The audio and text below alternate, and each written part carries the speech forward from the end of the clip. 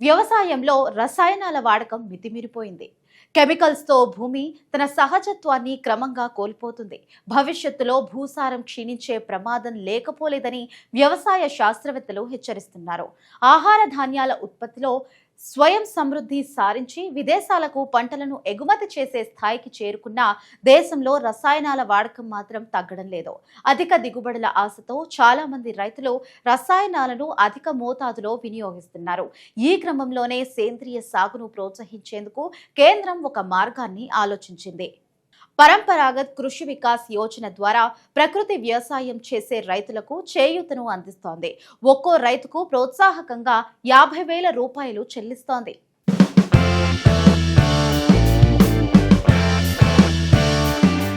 వ్యవసాయ, ఉద్యాన పంటల సాగులో రసాయన ఎరువులు, క్రిమిసంహారక మందులు, కలుపు మందుల వినియోగం విచక్షణారహితంగా పెరగడం ఆందోళన కలిగిస్తోంది.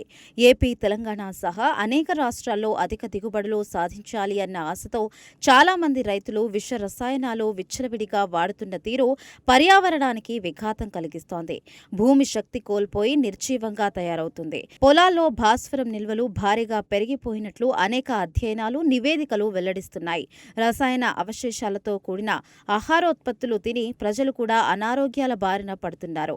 ఈ నేపథ్యంలోనే సేంద్రియ సాగును ప్రోత్సహించాలి అన్న ఉద్దేశంతో కేంద్ర ప్రభుత్వం పరంపరాగత్ కృషి వికాస్ యోజన అనే పథకం ద్వారా రైతులకు చేయూతను అందిస్తోంది. దీని ఫలితాలు కూడా సానుకూలంగా వస్తున్నాయి.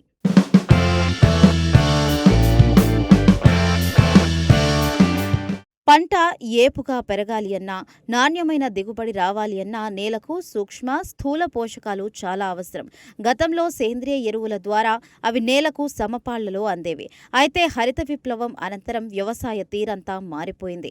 అధిక దిగుబడి ఇచ్చే వంగడాలకు తోడు సాగులో రసాయనాలు, క్రిమిసంహారకాలు, నిషేధిత గ్లైఫోసెట్ కలుపు మందుల వాడకం విపరీతంగా పెరిగిపోయింది.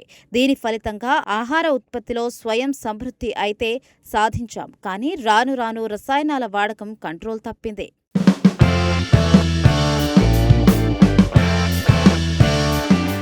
ప్రమాదకర రసాయనాల ఎరువులను విచ్చలవిడిగా వినియోగిస్తున్న దేశాల్లో భారత్ కూడా ఒకటి.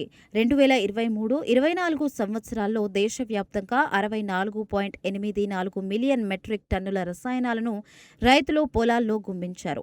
అంతకుముందు ఏడాదితో పోలిస్తే ఇది 1.6% ఎక్కువ. ఇక తెలుగు రాష్ట్రాల విషయానికి వస్తే ఏపీలో జాతీయ సగటుకు రెట్టింపు స్థాయిలో రసాయన ఎరువులు వాడడం ప్రమాద ఘంటికలు మోగిస్తోంది.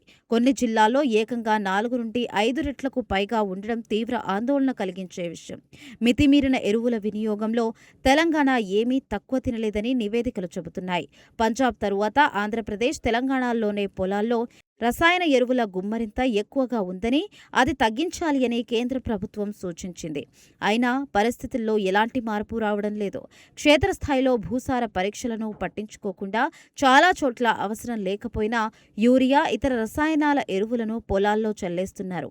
ఫలితంగా నేల సారం కోల్పోయి పంటల నాణ్యత, ఉత్పత్తి, ఉత్పాదకత విపరీతంగా పడిపోయింది.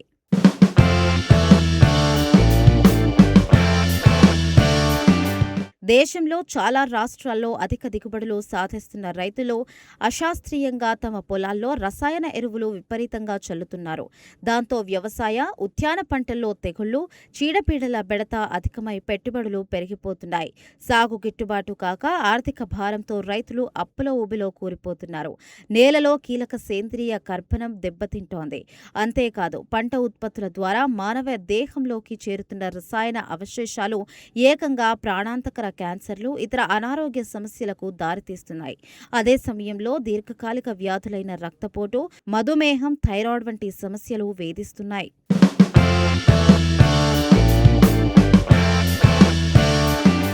దేశంలో సాగులో రసాయనాల వినియోగం పెరుగుతున్న నేపథ్యంలో క్లస్టర్ విధానంలో సేంద్రియ సేద్యాన్ని ప్రోత్సహించేందుకు కేంద్ర ప్రభుత్వం చర్యలు తీసుకుంటోంది. ఈ నేపథ్యంలోనే రాష్ట్ర ప్రభుత్వాలు సైతం సేంద్రియ వ్యవసాయానికి ప్రాధాన్యత ఇస్తూ రాయితీలు అందిస్తూ రైతులను ప్రోత్సహిస్తున్నాయి. కేంద్ర వ్యవసాయ, రైతు సంక్షేమ శాఖ ప్రత్యేక చొరవ తీసుకొని పరంపరాగత్ కృషి వికాస్ యోజన కింద అన్ని రాష్ట్రాలకు అప్రమత్తం చేసి చేయూత ఇస్తోంది. పీకేవీవై పథకం కింద 50 ఎకరాల విస్తీర్ణానికి 1 చొప్పున క్లస్టర్లు ఏర్పాటు చేసి రైతుల్లో పెద్ద ఎత్తున మార్పు తీసుకురావాలని లక్ష్యంగా పెట్టుకుని ముందుకు వెళుతోంది. ఒక్కో రైతుకు 1 హెక్టార్కు 3 ఏళ్లలో ప్రోత్సాహకంగా 50,000 రూపాయలు అందిస్తోంది. విష రసాయనాల అధిక వినియోగం తగ్గించి దానికి ప్రత్యామ్నాయంగా సేంద్రియ ఎరువులు వాడాలన్నది ఈ పథకం యొక్క లక్ష్యం. తెలంగాణలో 50 ఎకరాలకు 1 క్లస్టర్ చొప్పున 2,000 క్లస్టర్లు ఏర్పాటు చేసి ఆర్గానిక్ మార్కెట్ కోసం కూడా 1,500 కోట్ల రూపాయలు వెచ్చిస్తోంది. ఆంధ్రప్రదేశ్లో పీకేవీవై పథకం కింద అత్యధికంగా 5 లక్షల ఎకరాల్లో 2,65,000 లక్షల మంది రైతులు సేంద్రియ వ్యవసాయం చేస్తున్నారు. ఏపీ ప్రభుత్వానికి గత ఏడాది కేంద్రం 317 కోట్ల రూపాయలు అందించింది. దేశంలో ఈ నిధులు వినియోగించుకోవడంలో ఆంధ్రప్రదేశ్ అగ్రస్థానంలో నిలిచింది.